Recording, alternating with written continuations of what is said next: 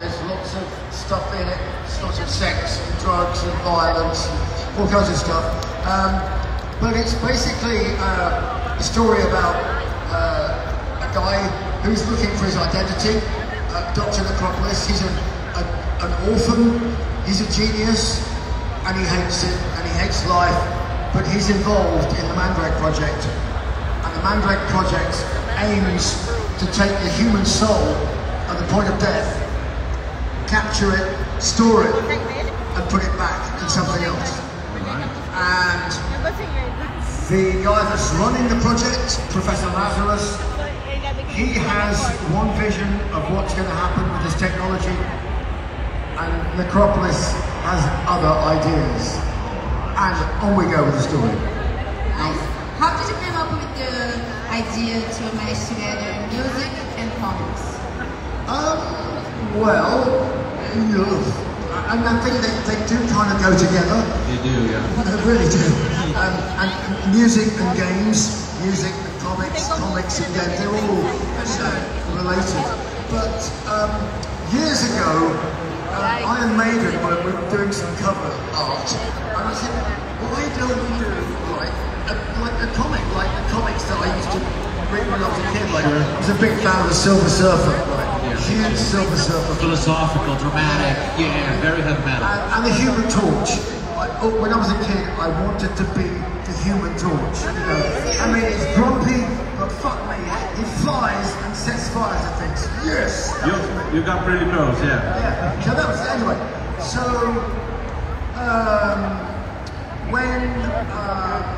when I suggested doing some covers, comic covers, we did some single artwork for Iron Maiden, and we went, oh, this is kind of cool. Then, later, Maiden had like a video game called Legacy of the Beast, we still do. But what came with the video game, somebody produced a series of comics. And I thought they looked fantastic, but they lacked a story.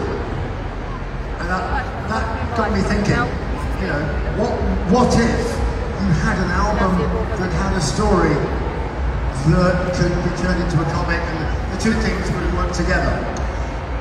As it happened, they've actually grown apart. Oh. So the album in 2014 was going to be one comic with the album, that's it.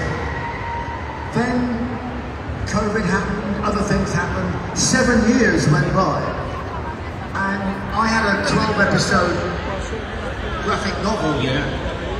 And I went, I don't want to restrict the album to being like a script for this. These two things exist separately, but they inform each other. So you can look at the album and go, oh, yeah, that's kind of related to the comic. And you look at the comic and go, oh, I see that might be a little bit related to the album, but they're not dependent on each other, you know? So you can buy the comic or you can buy the album, or both. But you can listen to the album while you're reading the comics? Yeah, I mean, you can do, yeah, you know. But I mean, there's one episode every... It's going to make sense. Yeah, no, well, eventually it won't. Because by the time you get to episode 12, it will have gone really somewhere else. You know? It's about 2.5 years down the line. So we're going to have one episode every 3 months. Okay. Yeah. That's okay.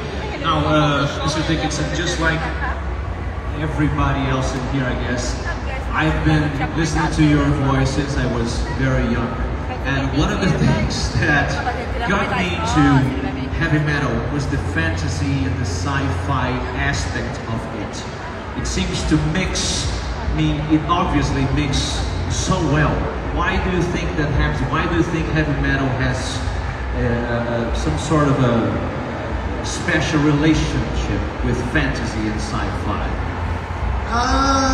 Because when I was a kid, that's what I wanted. All right. Okay. So you were a nerd. So were you a nerd? Considered a nerd? I was actually a nerd. Like playing video games, I reading comics books. That didn't play war games when I was a kid. And I used to make my own model soldiers, and we'd do the same stuff as Warhammer, but with tanks or with gladiators. Did you used to paint as well? Paint? Oh yeah. Kind of things. I do all the painting, and then you'd go out there with your percentage dice and your measuring stick. You'd go, oh yeah, I just wiped out your unit. I go, no, you measured it wrong, and all this stuff. That's pretty nerd, yeah. Yeah, pretty nerd. And I spent most of my time when I was a kid, a lot of my spare time, I was hanging around in libraries and just reading all kinds of weird stuff. Whatever I could find that was weird, I was reading.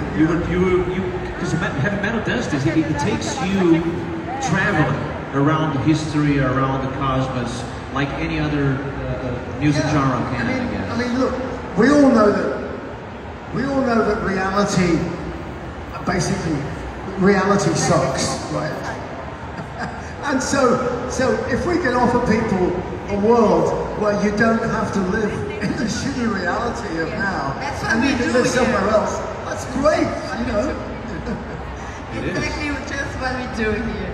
Yeah. Bruce, we know that you came to Brazil a lot of times, so you're not a stranger to us or the country.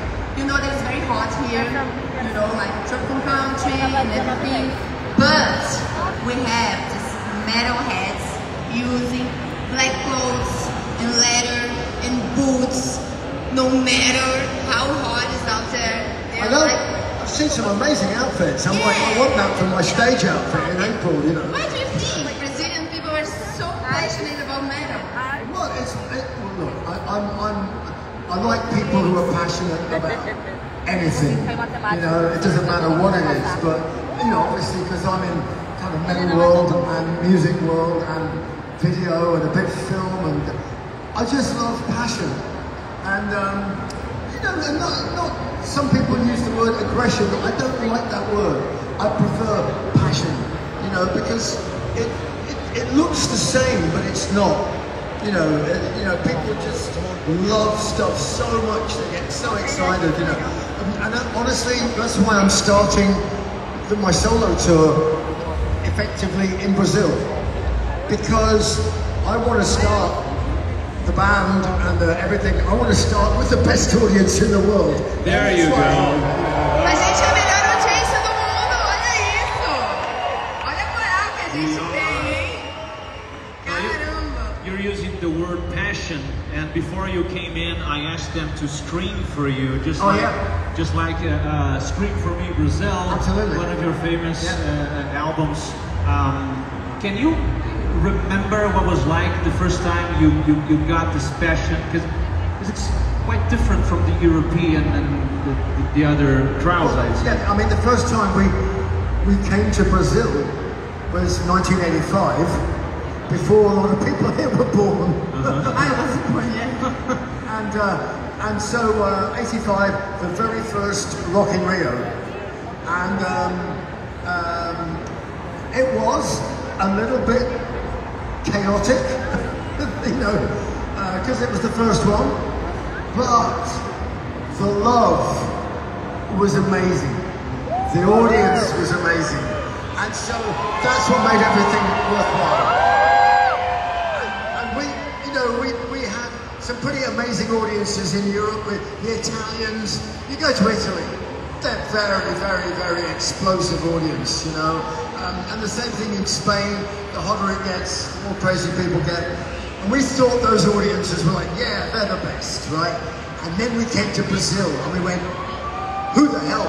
Where is this place? Wow. And now I'm going to ask you, it's your first time in a comic event, like a pop culture event, I imagine, right? Yeah, this is is the first time. Yeah, this is the first time, because it's the first time I've ever had anything that's like a comic or a graphic novel to say, oh, hello, here I am. And do you think the nerds here can be as louder as the metalheads in your shows? Vamos lá, mostra que vocês berram alto!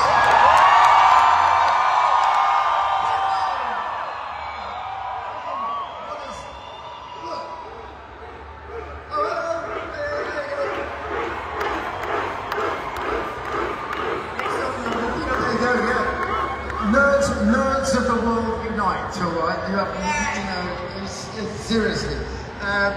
If the world was run by nerds, it would be a better place. It would be a much better place.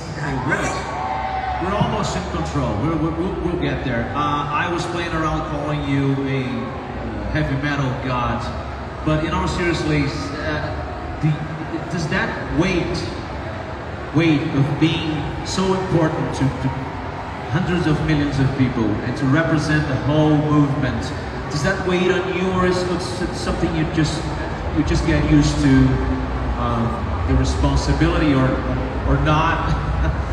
Do you ever think about it? No, I mean, you know. You're about to.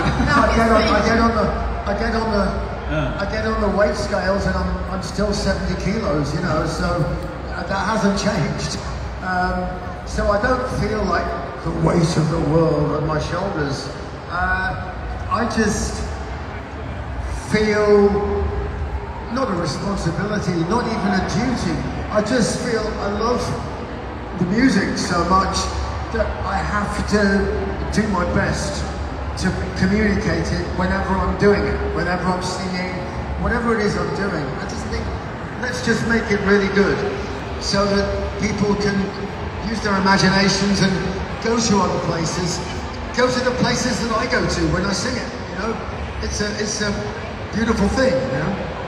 It sure is. Unfortunately. Yeah, we could be here with you forever, I guess, and I think the crowd would think the same, but we are running out of time.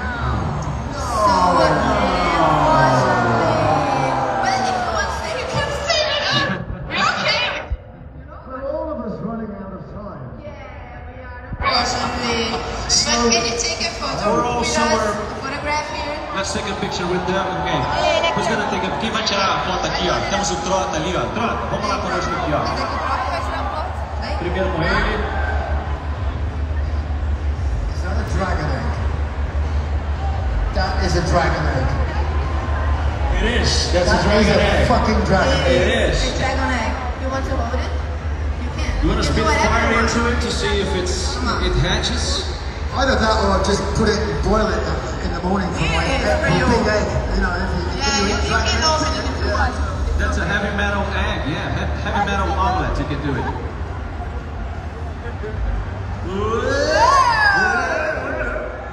Now you can call me if you want to. Yeah, you can call Tibuzi if you want to. So cool! Ele amou, gente! Fantastic. Galera, gritem mais uma vez aqui para o Bruce Dickinson.